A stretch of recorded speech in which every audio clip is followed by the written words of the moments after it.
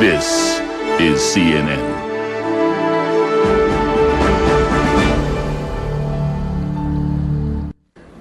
Hello, I'm Jonathan Mann. Coming up on Insight, evolution versus intelligent design. We'll look at a growing debate in the United States over the origins of life.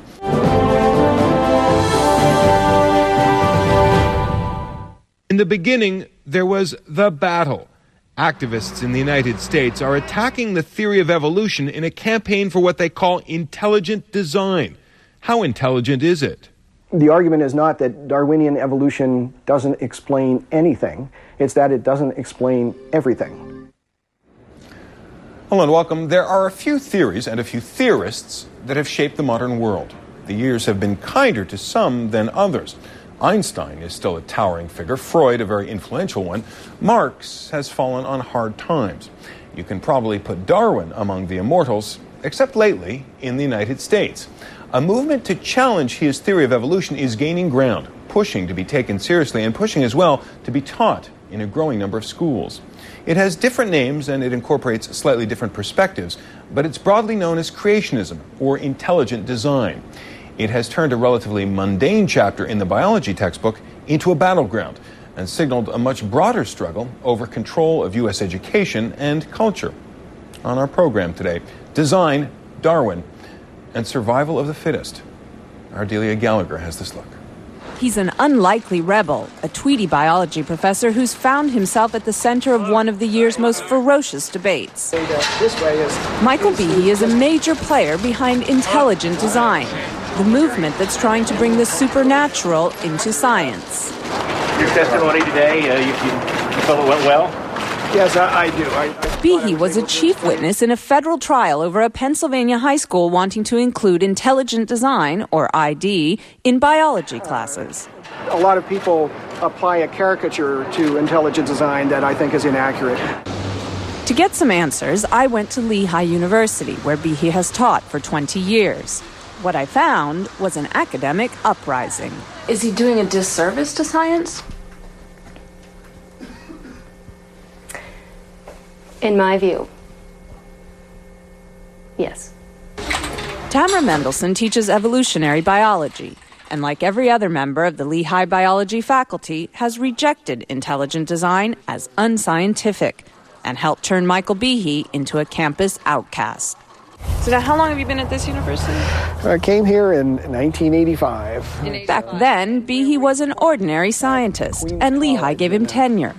That was before he started questioning whether Darwin's theory of evolution fully explained life on Earth. When I started to realize that scientifically it just didn't explain what it claimed to explain, that's when I started to have doubts. As science has progressed, at each stage, people have been astonished by the details in life. Behe says you only have to look at the details to realize they were conceived and arranged by a supernatural power. You can tell that something has been arranged when we see a number of different parts that are put together to do something.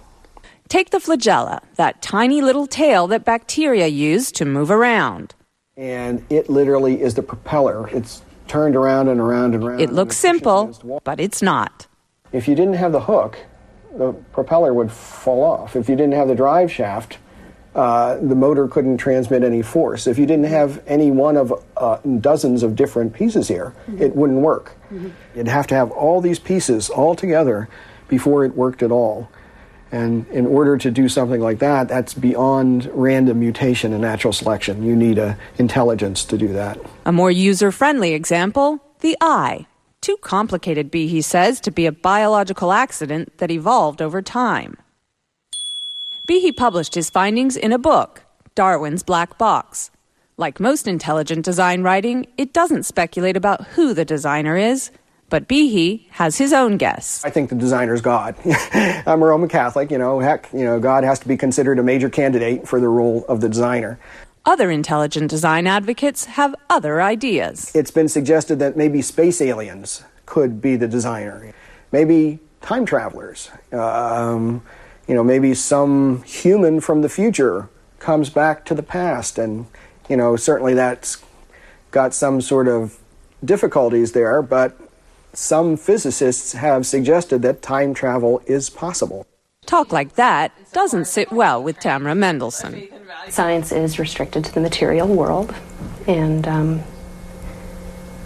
it has been for 900 years, and it works really well that way. And so to propose a supernatural explanation just isn't scientific. Behe doesn't actually teach intelligent design at Lehigh.